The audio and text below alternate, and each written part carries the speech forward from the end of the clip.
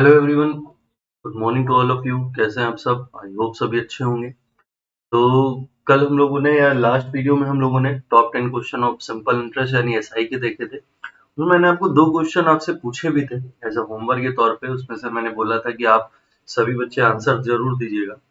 बहुत बच्चों ने आंसर दिए। कुछ बच्चों को एक क्वेश्चन का आंसर आया था तो उन्होंने भी एक क्वेश्चन का आंसर सेंड करा। लेकिन जिन बच्चों के आंसर सबसे पहले आए थे उनके नाम है यहाँ पर। देखो, क्वेश्चन के आंसर बहुत बच्चों ने दिए, जिनका नाम नहीं लिख पाए उनका आंसर लेट आया। इसलिए सबसे पहले आंसर आया था मधु का, फिर प्रिया का, फिर लकी का। उसके बाद श्याम जी, ज्योतिष्ना, प्रियांशी, प्रतिभा, श्रेया, रंजना और फिर अमन। इतने बच्चों के आंसर सबसे पहले है। ठीक है, और जिन बच्चों का नाम नहीं लिखा है इसका मतलब समझ जाए कि आपने आंसर तो दिया लेकिन वो थोड़ा सा लेट रहा। हमने बोला था कि टॉप 10 बच्चों के नाम ही यहाँ पर लिखेंगे। चलिए, अब आज के सेशन से पहले कल वाले जो दो क्वेश्चन थे उनका सॉल्यूशन देख लेते हैं। जिन बच्चों को हो सकता है दोनों सवाल ना आ पा रहे हों, या एक क्वेश्चन आया था या एक नहीं आया था, उनका सॉल्यूशन भी देखना जरूरी है। ये है सवाल अपने पास। क्वेश्चन मैंने आपसे पूछा था, उसमें ये क्वेश्चन था कि एक व्यक्ति कुछ धनराशि बैंक में जमा करता है और बैंक 6 से ही 2/3% वार्षिक साधारण ब्याज देता है। 4 वर्षों के बाद 2,550 रुपए वो निकाल लेता है। बची हुई धनराशि पर 12.5% वार्षिक साधारण ब्याज दिया जाता है और 5 वर्षों के अंत में कुल धनराशि 15,300 रुपए। तो आरंभिक निवेश ज्ञात करिए।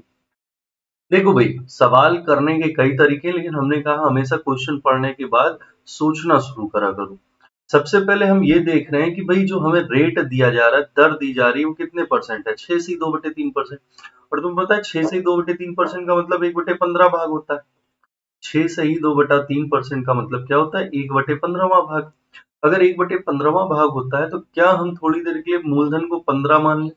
अगर मैंने मूलधन को 15 मान लिया, यानी हमने अपना प्रिंसिपल को 15 मान लिया। अब 15 पर एक ब्याज मिलने लगा। भाई 15 रुपए अगर आपने धन मान लिया तो 15 पे कितना ब्याज मिलेगा? 1 रुपए। कितने साल में? 1 साल में। लेकिन यहाँ पर देखिए तो आगे कितने साल के लिए लिखा है? 4 साल के लिए।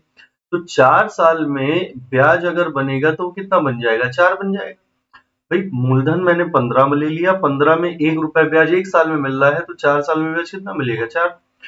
मूलधन 15, ब्याज 4। यहाँ तक कोई डाउट नहीं। लेकिन 4 साल के बाद हम कितने रुपए वापस चुका रहे हैं? 2550।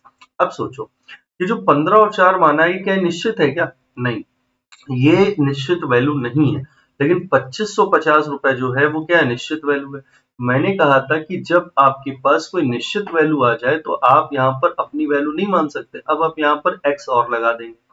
तो हमारा ये कहने का मतलब है कि मैंने मूलधन 15x लिया था और उसमें ब्याज 4x मिला, तो हमारे पास टोटल धन कितना हो गया? 19x हो गया। अब 19x में मैंने 4 वर्षों के बाद 2550 रुपए निकाल दिए। निकालने का मतलब माइनस, वापस चुका दिए। तो 19x पूरा हुआ था, उसमें से मैंने 2550 रुपए चुका दिए। तो अब हमारे पास शेष धन यही तो बचा, इतने ही रुपए तो अब आगे बचे। अब आगे हमें जो ब्याज चुकाना है वो बचे हुए धन पर ही। देखो लिखा है ना, शेष धनराशि पर 12.5% की दर से वो ब्याज देता है। अच्छा, ये प्रोसेस हमारा कितने साल के बाद हुआ है? 4 साल के बाद। और आखिरी में लिखा है 5 वर्ष के बाद की बात। इसका मतलब 4 साल बीत चुके हैं तो एक ही साल तो बचा। अगर एक ही साल बचा, इसका मतलब हमारे पास जो धन चुकाना बाकी है वो है 19x माइनस 2550।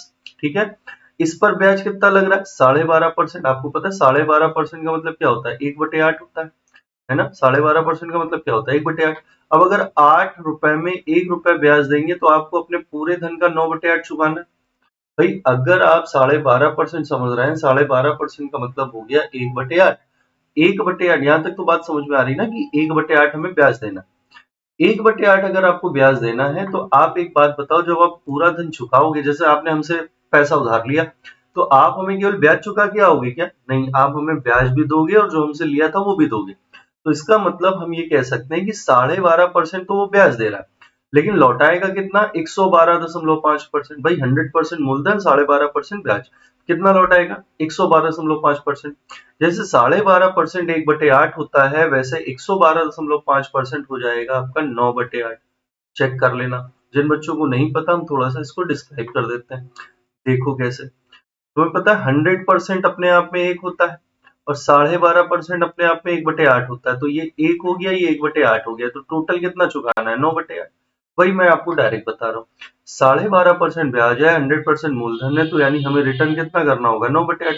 तो ये जो पैसा बचा हुआ है इसी का हमें 9/8 चुकाना है, और यही 9/8 आपको क्वेश्चन में दिया है 15,300 के बराबर। तो हम कह सकते हैं बराबर में आना चाहिए 15,300। उसने चुकाए हैं कितने? 15,300 रुपए। सॉल्व कर लीजिए, आंसर आ जाएगा। 9 से काट देते हैं भाई। ये कितना जाएगा? 17 बार।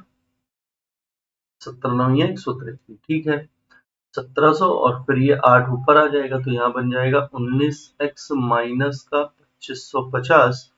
8 क्रॉस मल्टीप्लाई करके उधर चला जाएगा, बस 13। 8 7 56, 8 5 13, हाँ 17 8 136। अच्छा, इसके बाद 2550 को भी उधर भेज देते हैं। 19x बराबर हो जाएगा 0 5 6 5 11 2 1 3 1 4। कितना हो गया भाई? 4150। 0 0, अच्छा प्लस हो रहा है ना, 5 5 और 6 5 11, 13 15 1 16 हो गए, 16,150। तो अब अगर हम x की वैल्यू निकाल लें तो इजीली निकल सकती है। 16,150 और डिवाइडेड बाय कितना कर दें? 19। सॉल्व कर लीजिए, तो 19 अट्ठे 152, और 52 के बाद 9, 19 बचे 95। तो x की वैल्यू कितनी आ गई? 850। अब आपसे देखो क्वेश्चन में क्या पूछा था। क्वेश्चन में आपसे पूछा जा रहा है कि बताइए आरंभिक निवेश। आरंभिक निवेश का मतलब है कि बताओ टोटल आपने धन कितना लगाया था। तो टोटल धन जो आपने लगाया था वो कितना था भाई? 15x। मूलधन ही तो हमने लगाया था। x की वैल्यू 850, तो 15x की वैल्यू क्या हो जाएगी? 15 गुणे 850। सॉल्व कर लेंगे, आंसर आ जाएगा। 15 अपना 75 7, और 15 अट्ठे 120 और 7 127। तो अपने क्वेश्चन का राइट आंसर था 12,750 रुपए। ये था क्वेश्चन नंबर 1 का आंसर। ठीक है, चलो जिन बच्चों को नहीं आ पाया था वो अब कर लेंगे। अगला क्वेश्चन देखो। ये क्वेश्चन समझिए, लिखा है एक धनराशि पर 4 वर्ष के लिए 16.25% की दर। अब फिर सोचो, 16.25% लिखा है, इसको पहले हम सॉल्व कर लेते हैं। अगर हम इसको सॉल्व करेंगे तो आप क्या इसको ऐसे बोल सकते हो? 16 से 1/4%, भाई 0.25 को हम 1/4 भी तो बोल सकते, लिखा जा सकता है। सॉल्व कर लीजिए, ये हो जाएगा 65/400। बोलिए, 64 और 1 65/4, हटेंगे नीचे 0 आ जाएगा। 5 से काट लेते हैं, ये हो जाएगा 13/80। हो गया 13/80। तो हम ये कहेंगे 80 रुपए में 13 रुपए ब्याज बन रहा है। इसका मतलब मूलधन हमारा 80 हो गया, और ब्याज कितना मिल रहा है? 13। लेकिन वो 13 कितने साल का? 1 साल का। हमें कितने साल का चाहिए? 4 साल का। मूलधन भाई 80 होता है, जो डिनोमिनेटर होता है उसी को मेन धन मानते हैं। तो मेन धन मेरा हो गया मूलधन 80।